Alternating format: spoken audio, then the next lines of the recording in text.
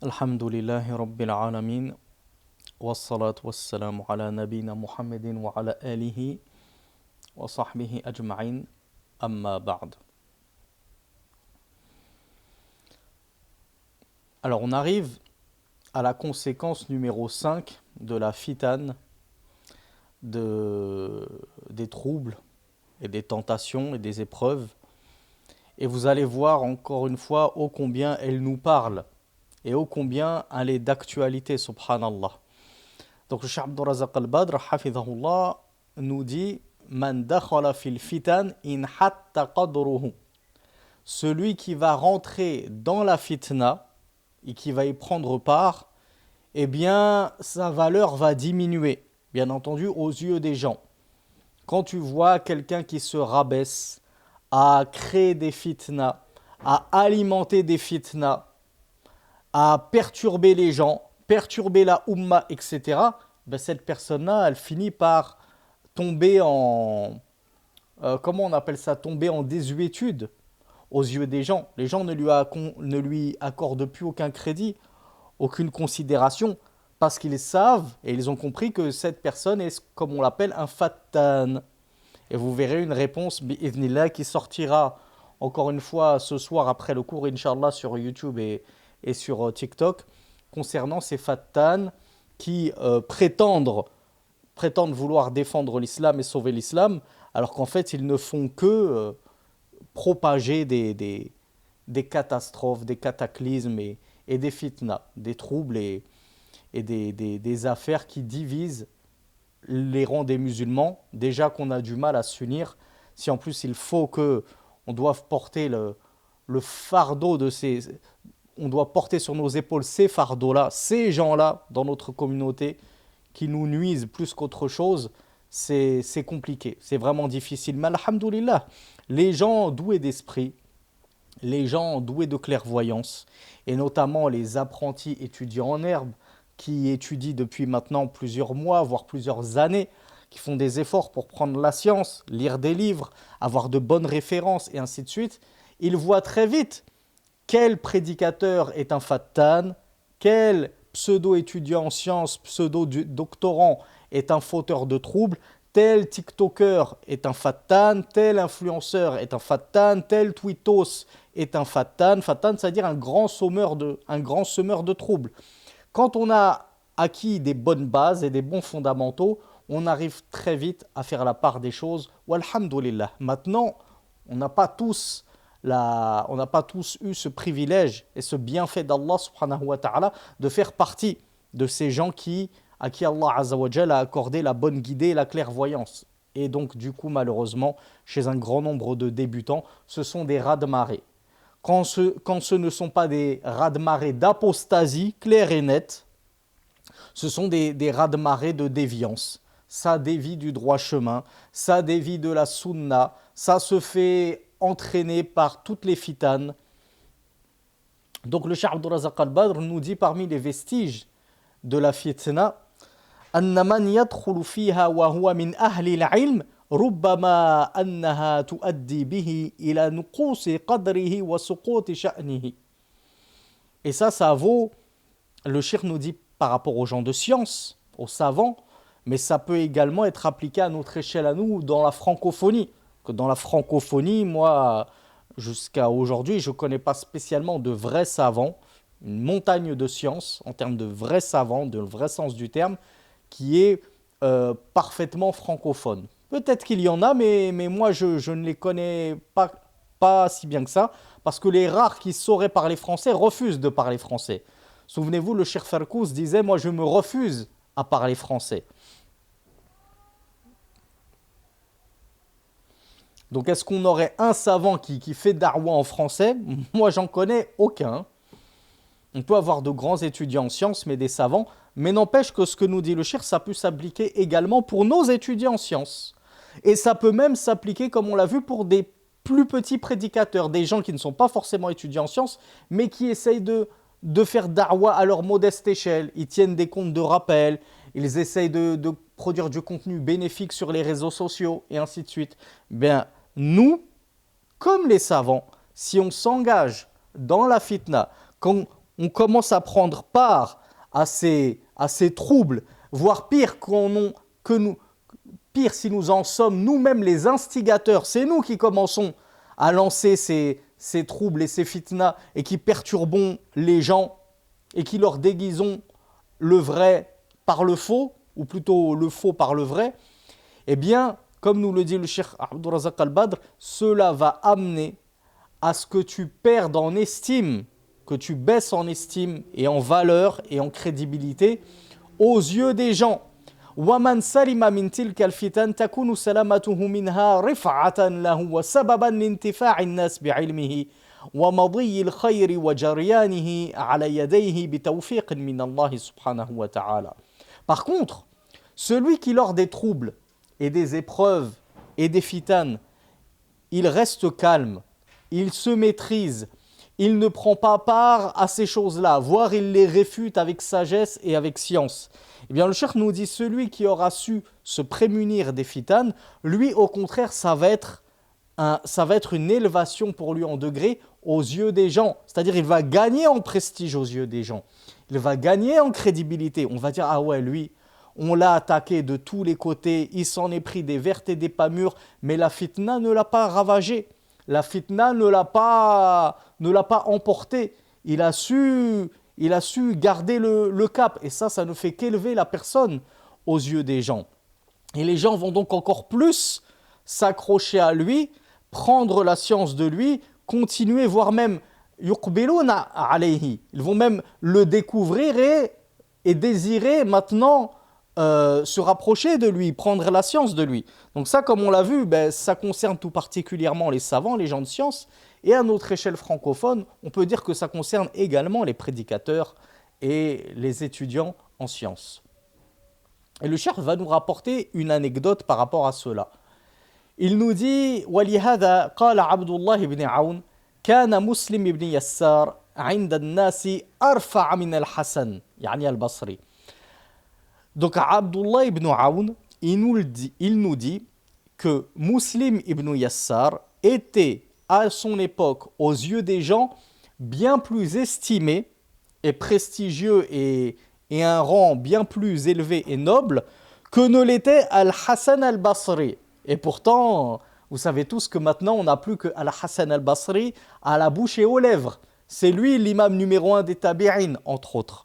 Mais Muslim ibn Yassar, si je vous demande qui le connaît, probablement aucun d'entre vous ne le connaît. Et pourtant, à l'époque, il était bien plus estimé qu'Al-Hassan al-Basri, rahmatullahi ala al-jami'a. Qu'est-ce qu'il nous dit le Cheikh Abdul Razak Al-Badr, ou plutôt le narrateur? Il nous dit فَلَمَّا وَقَعَتِ الْفِتْنَةِ خَفَّ مُسْلِمْ فِيهَا وَأَبْطَأَ عَنْهَا الْحَسَنِ. Lorsqu'est venue la fitna, la fameuse fitna d'Al-Hajjaj, dont on a brièvement parlé dans les cours précédents, eh bien, Muslim s'est empêtré dedans. Attention, hein, quand on parle de Muslim ibn Yassar, c'est pas Muslim le compilateur du Sahih Muslim, hein. Ne confondez pas, c'est un autre personnage. Eh bien, Muslim ibn Yassar, oui, il s'est engouffré dans la fitna. Il l'a jugé que c'était pas gravissime ce que les gens étaient en train de faire de rébellion contre le gouverneur. Par contre, qu'est-ce qu'a fait Al-Hassan al-Basri? Comme on l'a vu dans les cours précédents, il n'y a pas pris part. Au contraire, il conseillait les gens de s'éloigner de cette fitna, de ne pas s'engouffrer dans cette brèche qui était la rébellion contre l'autorité en place.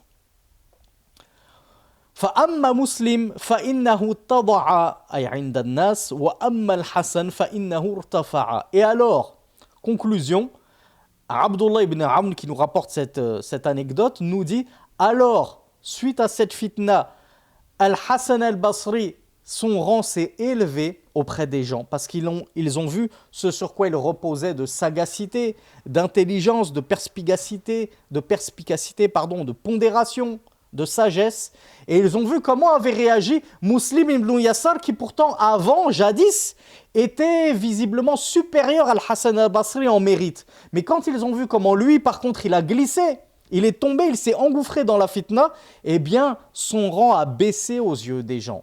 Son estime a dégringolé aux yeux des gens.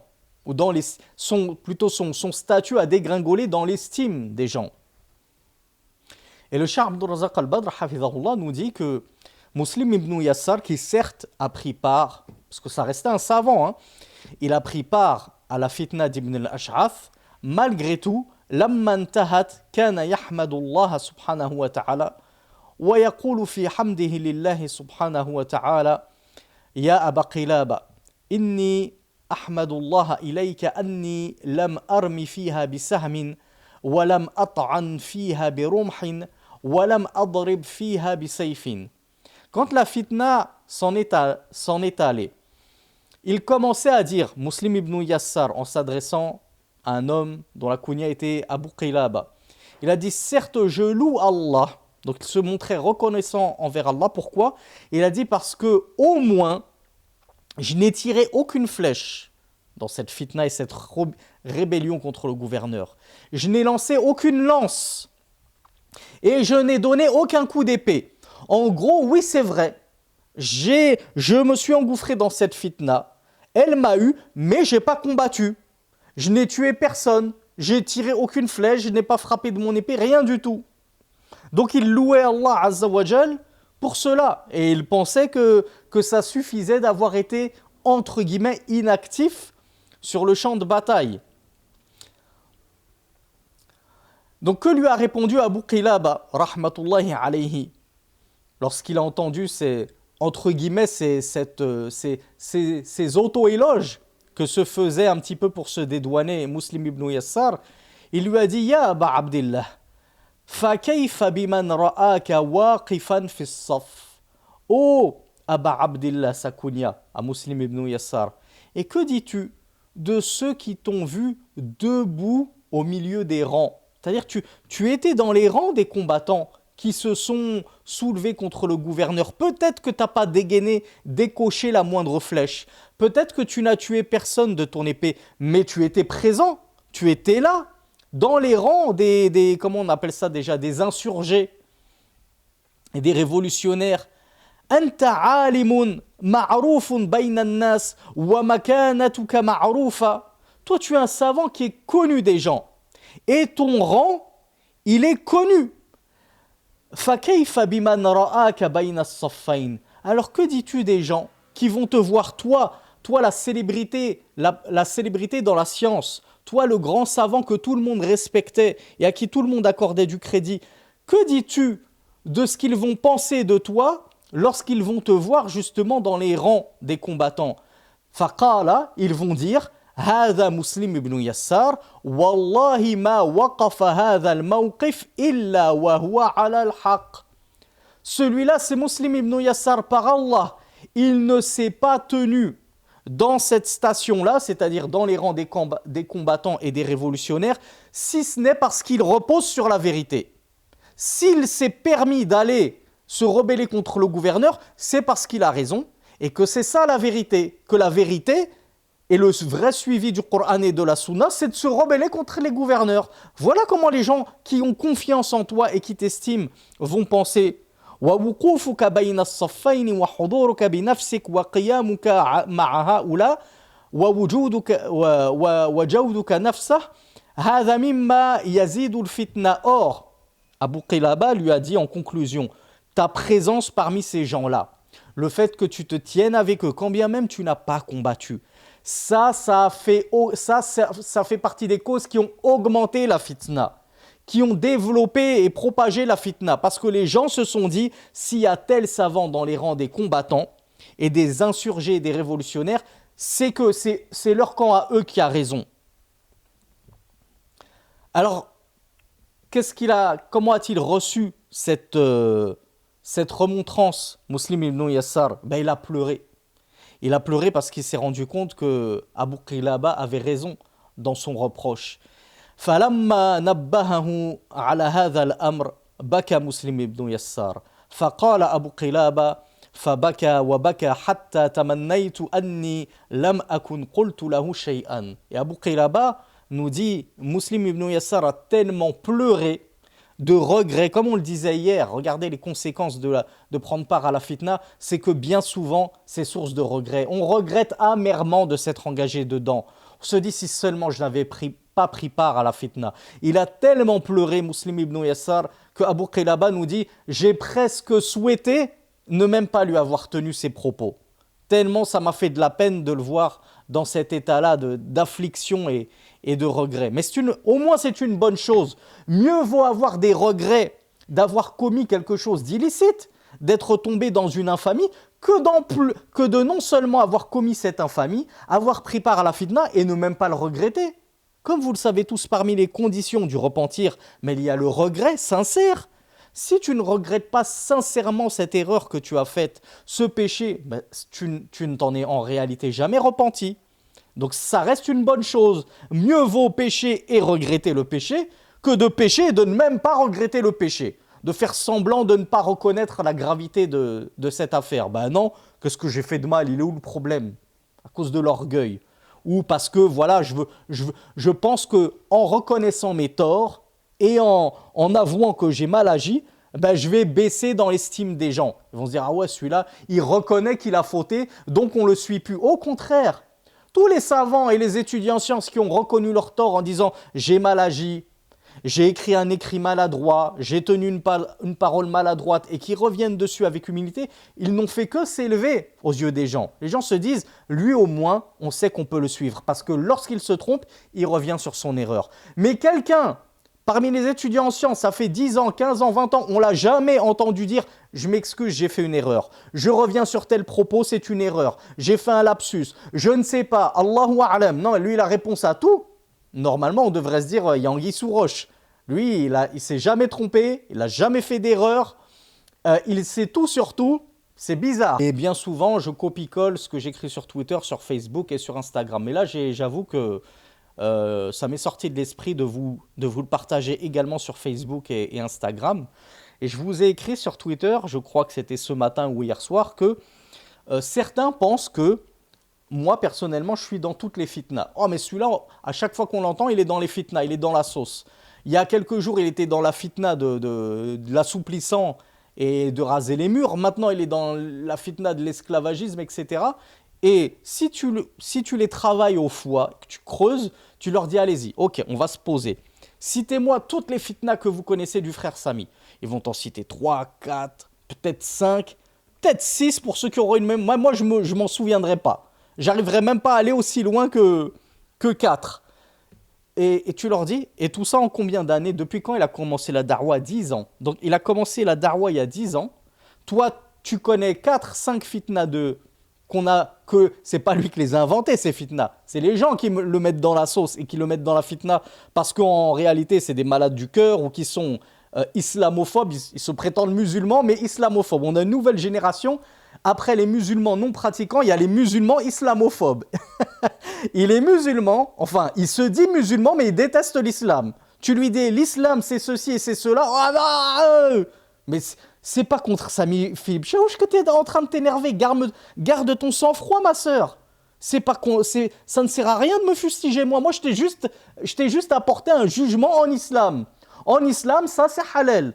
En islam, ça, c'est obligatoire. En islam, ça, c'est haram. Ça te plaît pas, t'es pas contente, va te plaindre auprès de ton Seigneur. Moi, j'y suis pour rien. Je ne suis qu'un transmetteur, subhanallah. Donc, il y a des gens qui me mettent dans des fitanes pas possibles parce que c'est des musulmans islamophobes, des musulmans qui détestent leur propre religion, à tel point que même les koufars les ont raillés. Imaginez-vous, les infidèles dans la dernière fitna en date, là, l'esclavagisme, ils se sont moqués de ces frères et de ces sœurs-là et cervelés en leur disant « Mais attendez, les musulmans en 2026, ils découvrent leur texte, ils découvrent l'islam, ils découvrent qu'en islam, l'esclavage n'a pas été aboli. Ils découvrent milkul yamin, la propriété des esclaves. Ils découvrent que dans le Coran, Allah autorisait au maître de jouir de son esclave. Excusez-moi l'expression, ils se fendaient la poire. Ce sont des fachos, des islamophobes qui connaissent peut-être mieux le Coran et le contenu du Coran que ces prétendus musulmans qui s'offusquent à chaque fois qu'on leur apporte des versets ou des hadiths qui ne vont pas dans leur sens. Donc, sur toute la darwa du frère Sami, 10 ans, 3, 4, 5 sauces à laquelle tu as assisté, tu peux dire qu'il est toujours dans les fitanes. Tu peux t'offusquer du fait qu'il soit toujours dans la sauce, que c'est lui qui a un problème, qui ne se remet jamais en question, ou bien c'est toi qui as un problème. Pourquoi ? Parce que justement, tu tombes à la première fitna venue.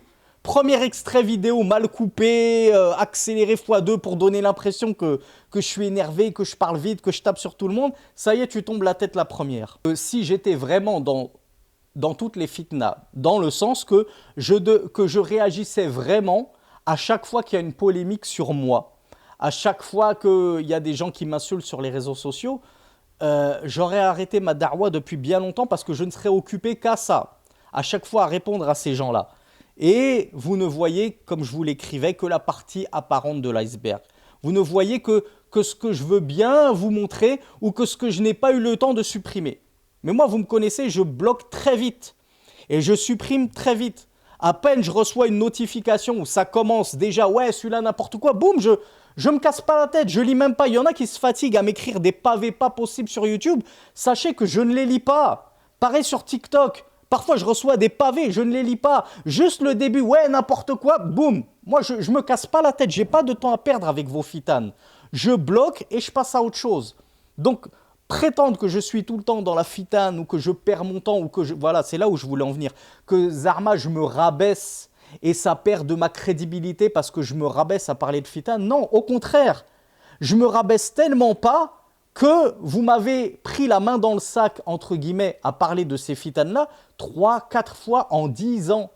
Ce qui vous prouve à quel point je ne leur accorde aucune considération. Comme je vous le disais hier, c'est juste quand ça va trop loin et que ça touche à ma da'wa et que les gens commencent à avoir des ambiguïtés en disant « Ah, mais nous, on croyait que le frère, il était fiable, qu'il était sérieux. » Et en fait, ils commencent à raconter n'importe quoi. Ils commencent comment ils ont dit? Ils commencent à plébisciter le viol, je ne sais plus comment ils l'ont formulé, que j'appelle à violer les femmes, à violer les esclaves. Vous voyez comment ça va loin? Eh bien, forcément, il y a des simples d'esprit, les fameux soufaha, les fameux QI négatifs, il leur en faut pas plus. Ils voient un tweet, ah, Samy cautionne le viol, je sais pas, ah, ça y est, je me désabonne. Ah, je fais taouba, je regrette de l'avoir écouté, je me désabonne. Et comme je vous le dis, si vraiment j'étais dans toutes les fitanes, je pourrais même plus faire court. Parce que j'en reçois tous les jours. Des critiques, j'en reçois tous les jours. Des calomnies, j'en reçois tous les jours. De la diffamation, j'en reçois tous les jours. Des messages privés où ça m'insulte, ça me traite, ça me souhaite ma mort. Ça a souhaité ma mort, ça a souhaité le viol de ma mère et de ma femme. Ça va très très loin. Vous ne savez, comme je vous le dis, que ce que je veux bien vous révéler. Et je ne suis pas là pour vous raconter toute mon intimité. Tout ce que je reçois comme torrent de haine dans la sphère du privé. Donc non, je ne me rabaisse pas à parler de toutes les fitanes et à réagir à toutes les fitanes. Absolument pas. Sinon, on ne pourrait même pas les compter sur les 10 doigts de la main et les 10 orteils du pied, tellement elles sont nombreuses en 10 ans.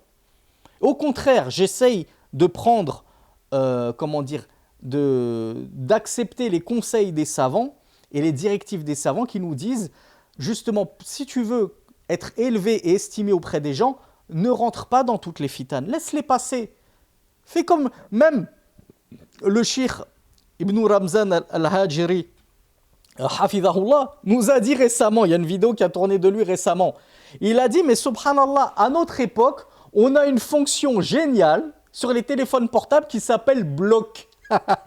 Il leur a dit, quelqu'un t'embête, quelqu'un te cherche des noises, quelqu'un veut polémiquer, bloc. Moi, on se moque de moi sur X, sur les réseaux sociaux. Ouais, Samy bloque tout le monde. Non, je bloque pas tout le monde. Mais réveille-toi, j'ai combien? Vous le savez mieux que moi. Plus de 22 000 abonnés sur X. Si je bloquais tout le monde, j'aurais 22 000 abonnés. Imaginez-vous si je bloquais pas les gens, j'en aurais 40 000, 60 000. Parce que je bloque énormément de taupes. Je bloque ceux qui sont là juste pour mes pieds, pour me critiquer, etc. J'en ai plus de 35, 37 000 sur YouTube. C'est ça que je bloque tout le monde? Zarma, je fais darwak à mon miroir, c'est ça, à écouter les gens. C'est mon droit de bloquer les fatanes, de bloquer les semeurs de troubles. Même les savants nous ont dit, tu veux être tranquillisé et qu'on te laisse, tu veux vivre en paix, bloque les récalcitrants. Ils sont là que pour la polémique, que pour la fitna. Pourquoi tu te forces à les supporter?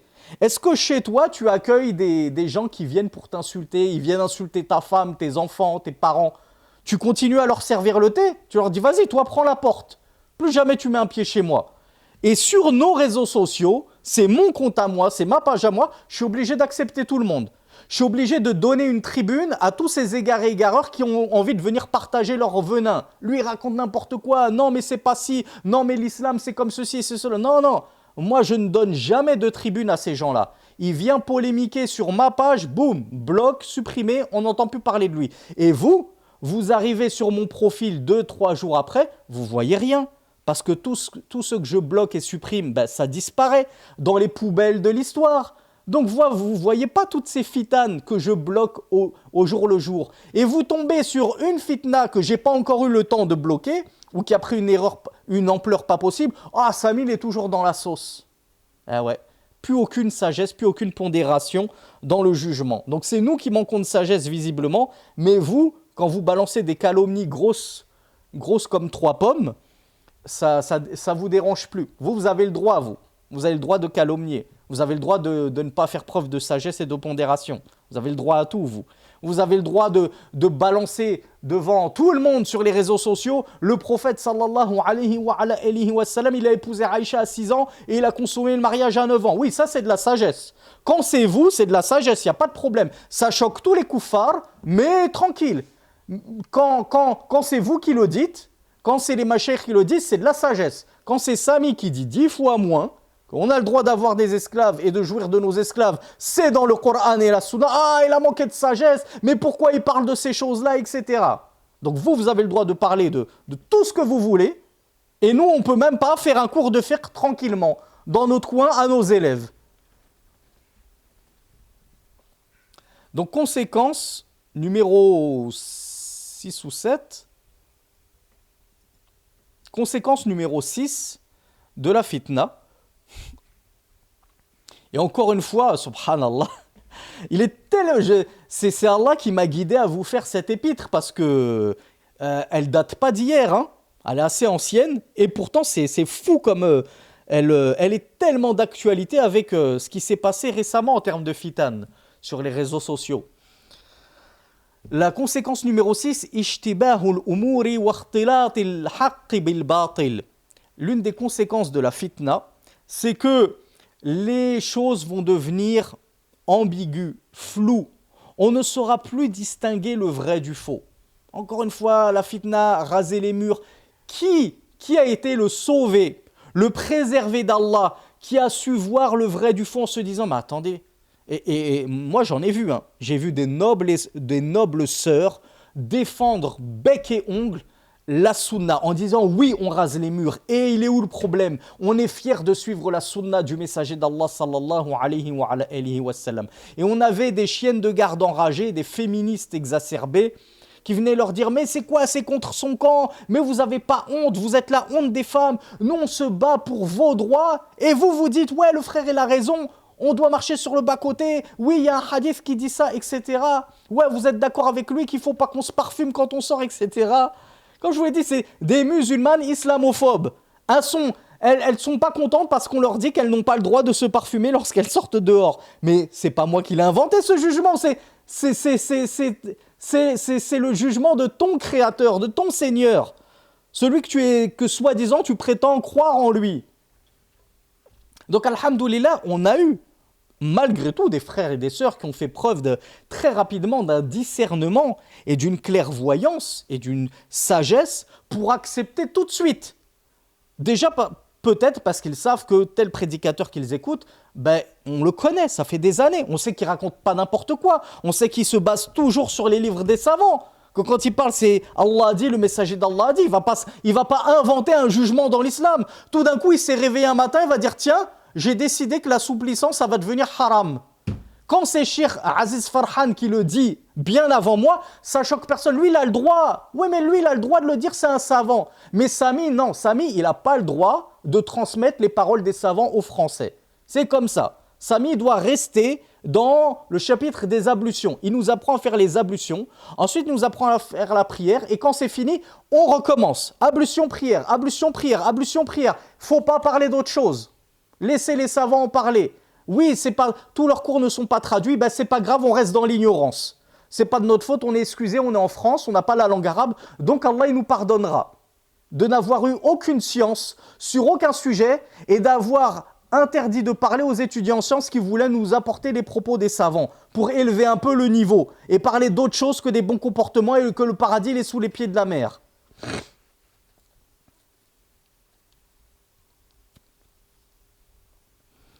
Donc, alhamdoulilah, dans ces fitanes, on a des gens qui arrivent à faire preuve de clairvoyance parce que, comme on l'a dit, ils se sont entraînés.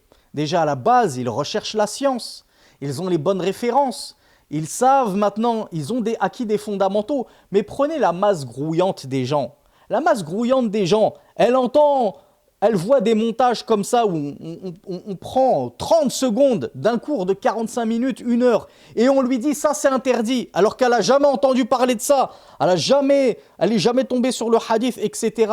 Ben, qu'est-ce qu'elle va faire? Pour elle, ça devient une ambiguïté. Et au lieu de se dire, cette personne-là, je vais demander, je vais aller voir l'imam de ma mosquée, puisque moi, je ne suis pas quelqu'un qui suit les étudiants en sciences, je ne sais même pas c'est quoi un étudiant en sciences.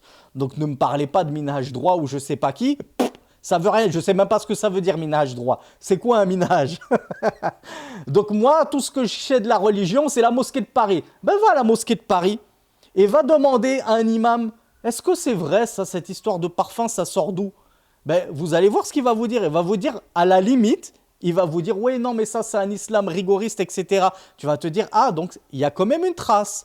Donc, je vais faire des recherches. Et de fil en aiguille, plus tu vas rechercher et plus tu vas voir qu'en fait, mais non seulement, c'est pas comme on te l'a présenté à la mosquée de Paris, c'est pas de l'extrémisme, mais en plus, c'était la vérité. Je vous l'ai dit, on vit une époque où c'est très facile de trouver la vérité sur Internet. Tu tapes un morceau de hadith, tu trouves tout le hadith et tu vas même trouver l'explication, bien souvent. Et tu vas voir que, ah ouais, en fait, ce que j'ai entendu sur TikTok, sur les réseaux sociaux, et que j'ai raillé dans ma bêtise sans même chercher à savoir si c'était vrai ou faux, je me rends compte qu'en fait, je me suis moqué d'une sunna. Je me suis moqué de la parole du prophète. Je me suis moqué de la parole d'Allah. J'ai nié la parole d'Allah. Quand j'ai dit, non, c'est faux, l'esclavage c'est aboli, on n'a pas le droit d'avoir des esclaves. Tu viens de démentir la parole d'Allah. Tu viens de sortir de l'islam, subhanallah, tu te rends compte de la gravité de se précipiter à vouloir donner ton avis et parler sans science, à dire lui s'est trompé, lui il raconte n'importe quoi, moi je suis musulmane, mes parents sont musulmans et j'ai jamais entendu ça, c'est pas comme ça dans ma religion, mais forcément on n'a pas la même religion. Toi ta religion c'est l'islamophobie, moi ma religion c'est l'islam, donc forcément qu'on n'a pas les mêmes valeurs et on ne partage pas la même doctrine. Donc, ça c'est les ravages des fitanes, les ravages des troubles. C'est que les gens sont dans un brouillard total. Et au lieu d'agir comme on va le voir, bi'idhnillah, à la fin de ce point numéro 6, selon l'enseignement de nos savants, les exhortations de nos pieux prédécesseurs, on se précipite la tête la première à vouloir donner son avis. Et moi, je vais faire ma vidéo TikTok pour dire ce que je pense de cette trend. Et je vais vous dire ce que je pense de cet imam. Et je vais vous dire ce que je pense de ce hadith. Comme l'ont fait des influenceuses du Texas et d'ailleurs, et de Belgique, et le Haussmann, BDSM, je sais pas quoi. Des gens, ils sortent de n'importe où. Des gens, au début, ils restaient à leur place. Regardez la fitna encore. Le frère Haussmann BDSM, là, au début, il restait à sa place. Il partageait juste des égarés égareurs. C'était déjà grave, hein, quand je dis juste, c'est déjà grave. Il partageait que du Nader Abouanas, du Eric Younous, du Rachid El-Jay, Boussena, etc. Ensuite, il a commencé à gagner en abonnés. Il a commencé à prendre de l'importance. Il s'est cru important. Il a fini par se dire, ah ben tiens, moi aussi, je ne vais pas me limiter que à partager les propos des soi-disant gens de science, de la francophonie, je vais commencer à donner mon avis. Maintenant, ça y est, c'est le frère, il est en roue libre. Il a cru qu'il était étudiant en sciences, prédicateur, il parle. Qu'est-ce qu'il en raconte comme catastrophe, comme je vous le disais hier sur certains influenceurs, ils ne savent plus rester à leur place. Ça, je vous ai dit, c'est la fitna. Au début, tu as quelques abonnés qui viennent, puis de plus en plus, tu te dis, il est temps que je me lance, que je vole de mes propres ailes, il faut que j'arrête de dépendre de la da'wa des autres, il faut que je commence à faire da'wa moi aussi. Sauf que la da'wa, c'est pas n'importe qui l'a fait. Il y en a, ils ont passé 10 ans, 15 ans, 20 ans en terre d'islam au pied des savants pour apprendre cette science, pour s'instruire, pour ensuite propager. Mais faqadu shay la yu'ti. Celui qui ne possède pas une chose, il ne peut pas la donner. Si toi, tu n'as pas étudié la science, comment tu veux la transmettre aux gens? Tu vas transmettre quoi? Du vide? Puisque toi-même, tu reposes sur du vide. Tu n'as étudié nulle part.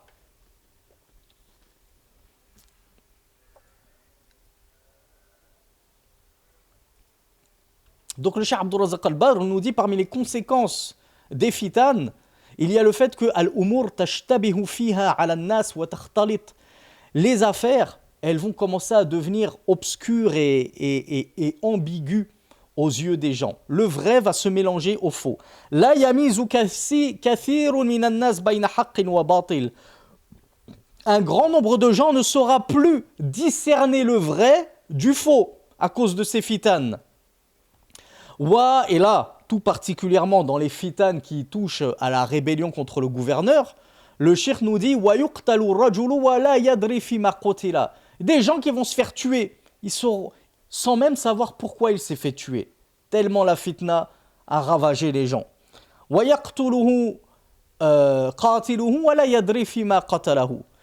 le tueur, l'assassin, si on lui pose la question, il ne saura même pas pourquoi il a combattu son frère en Allah jusqu'à le tuer. Pourquoi tu l'as tué? Je ne sais pas. J'ai suivi le mouvement. Moi, on m'a dit qu'il fallait qu'on sorte, qu'on demande la charia, etc., qu'on se rebelle contre l'armée, la police, etc. Ben, j'ai tué un policier, je ne sais même pas pourquoi. Tu l'as tué au nom de quoi? Au nom d'Allah, Za'ma? Au nom de l'islam? Les gens se retrouvent avec du sang sur les mains sans même savoir pour quelle raison, quelle justification a poussé à cela. Les gens se retournent les uns contre les autres. Durant la fitna, nous dit le Cheikh Abdul Razak al-Badr, les âmes vont commencer à changer. Quelqu'un qui était innocent, droit, respectable, devient un monstre, criminel. Le mal va encercler les gens. وتصبح الأمور مشتبهة يقول أبو موسى الأشعري رحمة الله عليه ورضي الله عنه إن الفتنة إذا أقبلت شبهت وإذا أدبرت تبينت.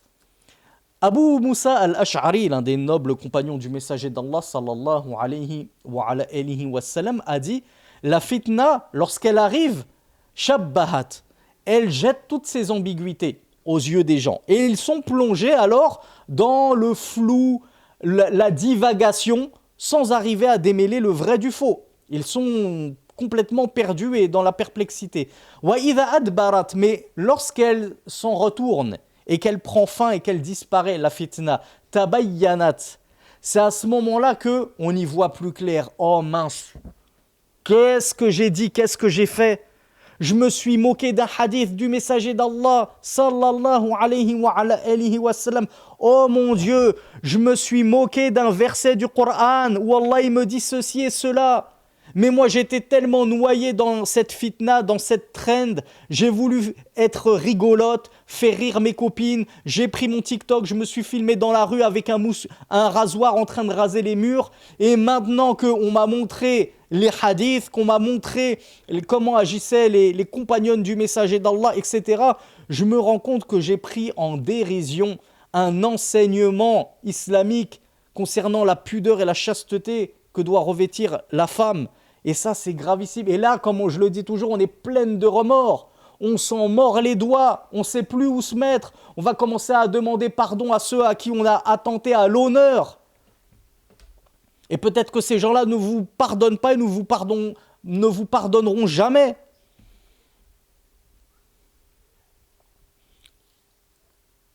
Donc c'est ça l'un des dangers de la fitna. C'est que quand elle arrive et qu'elle débute et qu'elle nous touche, la plupart des gens sont dans la perplexité, le flou, et ils n'y voient pas clair.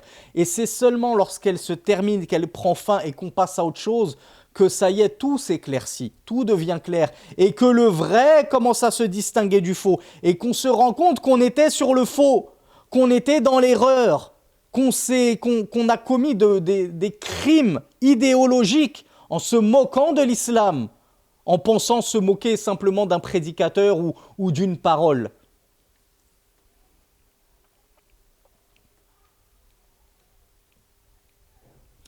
Mutarrif ibn Abdullah ibn Shikhir a dit: إن الفتنة لا تجي حين تجي لتهتدي الناس ولكن لتقارع المؤمن على دينه. Donc Mutarrif ibn Abdillah avait dit, certes la fitna lorsqu'elle vient, elle ne vient pas pour guider les gens, elle vient pour éprouver les gens dans leur religiosité.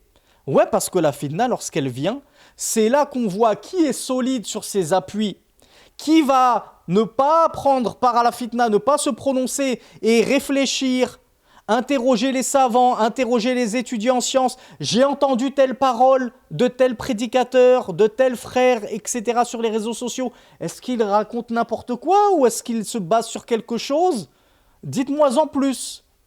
Donc je ne me précipite pas comme ça. Et c'est comme ça qu'on voit qui est le vrai musulman, le vrai soumis à Allah, le vrai croyant, solide sur ses appuis, et qui sont les musulmans islamophobes. Les musulmans qui détestent l'islam. Dès qu'ils apprennent une nouvelle chose de l'islam qui contrevient à leur passion, eh bien c'est là qu'ils affichent et qu'ils exhibent ostensiblement leur répulsion de l'islam et de la charia de l'islam.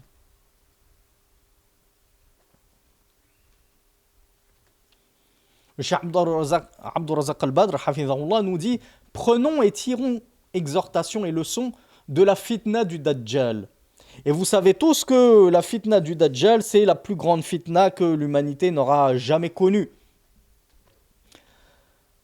Le cheikh nous dit, malgré que, on est d'accord, hein, quand on lit des hadiths, on se dit naïvement, je ne comprends pas, pourquoi Rasulullah sallallahu alayhi wa sallam nous dit que la fitna du Dajjal, c'est la plus grande, alors qu'il nous a donné des indications. Le Cheikh Abdul Razak al-Badr nous dit, le prophète sallallahu alayhi wa sallam nous a mentionné des traits et des choses relatives à ce borgne imposteur claires. Il y a des caractéristiques qui sont claires comme de l'eau de roche. Déjà, il est borgne. T'en connais beaucoup des borgnes, toi, dans ton entourage. Tu vois un borgne qui vient, qui te dit au début qu'il est prophète, après il te dit non, finalement c'est moi Allah, etc. Il est borgne. Le prophète ne t'a pas suffisamment expliqué, détaillé comment il était. Il y a écrit kafara au milieu de ses deux yeux. C'est pas suffisant. Mais le Cheikh Abdul Razak al-Badr nous dit, malgré que le prophète sallallahu alayhi wa sallam nous les décrit de manière claire et avec des indications évidentes, eh bien malgré tout, sa fitna sera tellement puissante que une grande partie des gens vont tomber dans ses filets, pour ne pas parler de la plus grande partie des gens. Le prophète sallallahu alayhi wa sallam avait dit « Man sami'a bid-dajjali falya'na anhu » يعني يبتعد عنه فوالله إن الرجل ليأتيه وهو يحسب أنه مؤمن فيتبعه مما يبعث به من الشبهات. Le prophète sallallahu alayhi wa sallam nous a dit dans un hadith qu'on trouve dans le Musnad de l'imam Ahmed sous le numéro 19968 et dans les Sunan d'Abi Daoud au numéro 4319, il a dit, quiconque entend parler du Dajjal, qu'il s'en éloigne. Comme je vous l'ai dit dans un cours précédent, ne souhaite pas sa rencontre. Ne va pas te rendre à lui pour penser que c'est toi qui vas le confondre et le démasquer pour les gens. Non, le prophète nous dit, quiconque entend parler du Dajjal, qu'il s'éloigne de lui, qu'il ne se rende pas à lui. Par Allah. Et vous savez que le messager d'Allah sallallahu alayhi wa sallam n'a pas besoin de jurer par Allah. Mais il a dit, je jure par Allah, certes l'homme se rendra à lui en pensant être croyant. Il n'a pas dit en pensant être musulman, en pensant être croyant. Moi j'ai la foi, je ne vais pas me faire avoir. Puis il va le suivre. Il va suivre le Dajjal, il va faire partie du nombre de ses fidèles et de ses disciples à cause de ce que le Dajjal répand comme ambiguïté et jette aux gens comme shubuhat. Allahu Akbar. Et on l'a dit, des gens n'arrivent même pas à résister aux ambiguïtés de charlatans comme Alain Ali et d'autres fanfarons et clowns de son acabit. Ils n'arrivent même pas à lutter contre leurs ambiguïtés. Tu veux lutter contre l'ambiguïté du Dajjal ?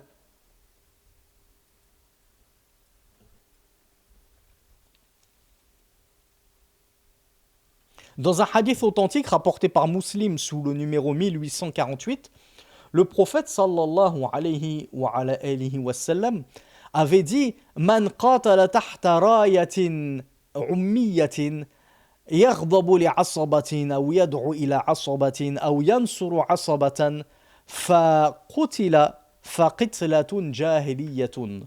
Le prophète sallallahu alayhi wa sallam a dit quiconque combat sous un étendard aveugle, c'est-à-dire, vous savez, l'étendard c'est le drapeau qui t'indique moi je combats pour tel pays. Moi, je combats pour le califat islamique. Moi, je combats pour défendre le royaume du Maroc contre l'invasion espagnole. Moi, je défends pour combattre, pour combattre aux côtés de l'Algérie et des Moudjahidines contre, comment on appelle ça, l'invasion française et la colonisation française. C'est ça un drapeau. Mais un drapeau aveugle, c'est-à-dire que tu ne sais même pas pourquoi tu combats. Tu ne sais même pas qui tu défends. Pourquoi tu t'es lancé dans cette guerre? Eh bien, Rasulullah sallallahu alayhi wa sallam nous dit quiconque combat sous un drapeau aveugle, tu sais même pas, tu t'es engagé dans les rangs de qui? Pour défendre un groupe, une tribu. C'est-à-dire, tu ne défends pas, ton combat, ce n'est pas pour la face d'Allah. Ce n'est pas pour que kalimatullahi al-uliya, pour que la parole du monothéisme, la ilaha illallah, soit la plus haute sur terre. Non, toi tu te défends pour combattre ta tribu, pour défendre ton clan, etc. Et tu vas combattre notamment tes frères en la foi, des musulmans, etc. Eh bien le prophète nous dit, eh bien sa mort, s'il se fait tuer dans ce combat, il sera mort sur la jahiliya. Il sera mort d'une mort digne de l'époque pré-islamique, de la grande ignorance.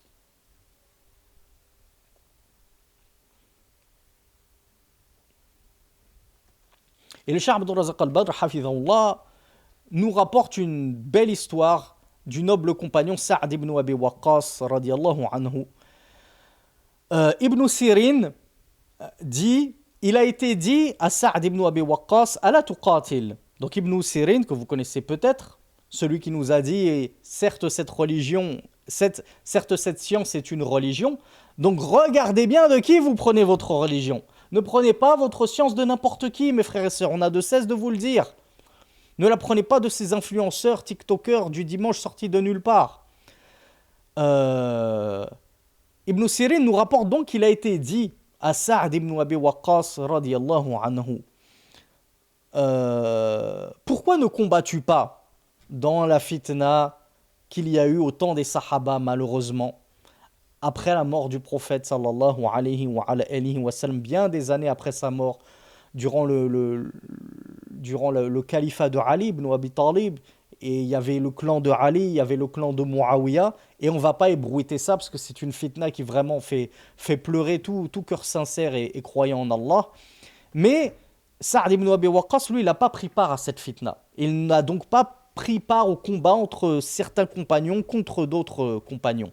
Et notamment, ni le clan d'Ali, ni le clan de Muawiyah, radiyallahu anhum ajma'in. Donc on lui a dit, mais pourquoi tu ne prends pas part au combat alors que tu fais partie des plus nobles compagnons? Mais lui, il s'était isolé, il s'était éloigné de tout ça. Et on lui avait dit, en plus tu fais partie des gens de la Shura, tu fais partie des gens qu'on consulte dans les affaires religieuses, que le calife rassemble lorsqu'il s'agit de jeter la lumière sur telle et telle affaire pour savoir où se situe la vérité. Donc tu devrais être l'un des premiers à prendre part à cette bataille et à ce combat pour secourir la vérité et repousser le faux. فقال لا أقاتل حتى تأتوني بسيف له عينان ولسان وشفتان يعرف المؤمن من الكافر. Il a dit, je ne combattrai pas jusqu'à ce que vous m'apportiez une épée possédant 2 yeux, une langue et 2 lèvres, qui connaîtra le croyant de l'incroyant. C'est-à-dire, moi donc, je ne combattrai pas dans cette guerre fratricide qui a opposé les musulmans, jusqu'à ce que vous m'apportiez un sabre qui n'existe pas. Un sabre qui, lorsque je le lèverai vers un homme, notamment un musulman, et un compagnon en plus, me dira, attention, celui-là, c'est un mourmine, c'est un croyant, il n'a pas apostasié, ne le tue pas. Et lorsque je le lèverai vers un hypocrite, et un semeur de fitna, et un murtad, un apostat, etc., eh bien il me dira vas-y tue-le, coupe-lui le cou, c'est un hypocrite, c'est un murtad, c'est un apostat, etc. Mais comme ce sabre n'existe pas, eh bien c'était une métaphore et une hyperbole pour leur dire je ne combattrai jamais, je ne prendrai pas part à cette fitna et à cette guerre fratricide qui a opposé le reste des plus nobles compagnons du messager d'Allah sallallahu alayhi wa ala alihi wa sallam. Et il leur avait dit en conclusion فَقَدْ جَاهَدْتُ وَأَنَا أَعْرِفُ الْجِهَادِ. Moi j'ai fait le djihad. Moi Sa'd ibn Abi Waqqas, comment on appelait ça, l'archer du messager d'Allah sallallahu alayhi wa ala alihi wa sallam, le seul pour qui le prophète sallallahu alayhi wa ala alihi wa sallam était prêt à donner ses deux parents en rançon. Lorsqu'il lui a dit Irmi ya Sa'd bi fidaka abi wa ummi, tire ô Sa'd, que mon père et ma mère te soient donnés en rançon. Vous imaginez le prophète dire ça à un homme, sallallahu alayhi wa alayhi wa sallam. Vous imaginez le niveau de cet homme, le sharaf, l'honneur de cet homme. Et cet homme, il a dit, moi j'ai fait le djihad. Et j'ai connu ce que c'était que le djihad. Je sais c'est quoi un djihad. Je sais qu'un djihad, il doit être clair. Une bataille, elle doit être claire. Je sais pour qui je combats, avec qui je combats et contre qui je combats. Je ne vais pas me lancer dans une guerre contre mes propres frères sans savoir mais pourquoi je vais les tuer. Pour quelle raison? Est-ce que vraiment on est en train de secourir la religion d'Allah? Donc Sa'd ibn Abi Waqqas fait partie de ses compagnons avec Abdullah ibn Umar ibn al-Khattab radiyallahu anhum ajma'in qui n'ont pas voulu prendre part à cette fitna et au combat qui avait opposé les plus nobles des musulmans à cette époque.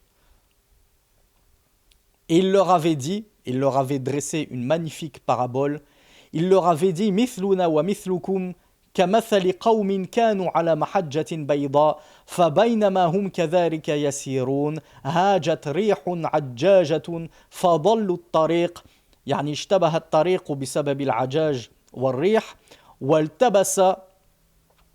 والتبس عليهم فقال بعضهم الطريق ذات اليمين فأخذوا فيها. Alors, je vois que la qissa elle est longue en arabe et on touche à notre heure de cours, on l'a même dépassé, donc je vous la lis directement en français. Sa'd ibn Abi Waqqas avait dit aux gens qui étaient venus le solliciter pour prendre part à la fitna et au combat, et il leur avait dit notre exemple, c'est-à-dire à nous les compagnons qui avons grandi avec le messager d'Allah, qui avons combattu à ses côtés dans des djihads bien légiférés, bien connus, bien évidents, bien clairs. Et votre exemple, il est tel l'exemple de gens qui se tenaient sur un chemin droit et étincelant, un chemin sans ambiguïté et sans tortuosité. Et ils cheminaient. Puis alors, un vent violent s'est levé, soulevant avec lui poussière et sable, etc., au point que les gens étaient aveuglés et ne pouvaient plus distinguer la route à cause de cette tempête de sable et de poussière. Alors, certains parmi ces gens-là se sont dit « Allons vers la droite », en se disant « Voilà, allons vers la droite, Inch'Allah, ce sera l'issue de secours et la sortie. » Mais ils se sont égarés et ils ont péri. D'autres ont dit, allons plutôt vers la gauche. Et alors ils ont cheminé vers la gauche, se sont éloignés et ont péri. Et le troisième groupe, qui est le groupe en gros le groupe des compagnons, par l'exemple qu'il a voulu donner, a dit, le chemin il était clair et évident et sans tortuosité avant que le vent ne se lève. Attendons alors. Attendons que le vent se calme et que le chemin redevienne clair et qu'on y voit plus clair. Alors ils ont attendu et ils ont dormi, ils ont passé la nuit sans bouger jusqu'à ce qu'au petit matin, le vent se soit calmé, dissipé et que la route fût manifeste et évidente à nouveau et qu'ils aient pu alors continuer leur chemin sans encombre. Ça, c'est l'exemple de ceux qui se précipitent dans les fitanes, je veux aller à droite, je veux aller à gauche, je veux donner mon avis, je veux me prononcer, je veux combattre, etc. Et qui finissent par se perdre eux-mêmes et s'égarer. Et l'exemple contient des nobles compagnons du messager d'Allah, sallallahu alayhi wa alayhi wa sallam, qui patientent lors des fitanes jusqu'à y voir plus clair. Et ensuite, une fois que les choses sont devenues claires, là je m'engage dans le droit chemin et la voie qui m'est parvenue en étant claire. Alors ces gens-là, après cette magnifique anecdote, lui ont dit قالوا نلزم ما فارقنا عليه رسول الله حتى نلقاه ولا ندخل في شيء من الفتن. Il les a convaincus, ils ont dit alors nous allons nous accrocher à ce sur quoi nous a quitté le messager d'Allah sallallahu alayhi wa sallam jusqu'à ce qu'on le rencontre. On ne bougera pas d'un iota de Al-Kitab wa Sunnah et on n'entrera dans aucune fitna. On ne prendra part à aucune fitna. Et ça, c'était le noble enseignement de ce noble compagnon, Sa'd ibn Abi Waqqas, qui avait déjà expérimenté le djihad et qui savait ce que c'est qu'un vrai djihad légiféré et qui savait ce à quoi amenait comme trouble les fitanes. Et voilà pourquoi ni lui, ni Abdullah ibn Omar, ni d'autres compagnons n'ont pas voulu prendre part à cette fitna qui avait opposé Ali ibn Abi Talib à Muawiyah ainsi que leurs deux clans. Wa ghafarallahu lil jami' ورحمة الله عليهم ورضي الله عنهم وصل اللهم على نبينا محمد سبحانك اللهم وبحمدك أشهد أن لا إله إلا أنت أستغفرك وأتوب إليك. Et je vous donne rendez-vous à demain, Inch'Allah, pour la suite de cet épître. Barakallahu fikum. Wassalamu alaikum wa rahmatullahi wa barakatuh.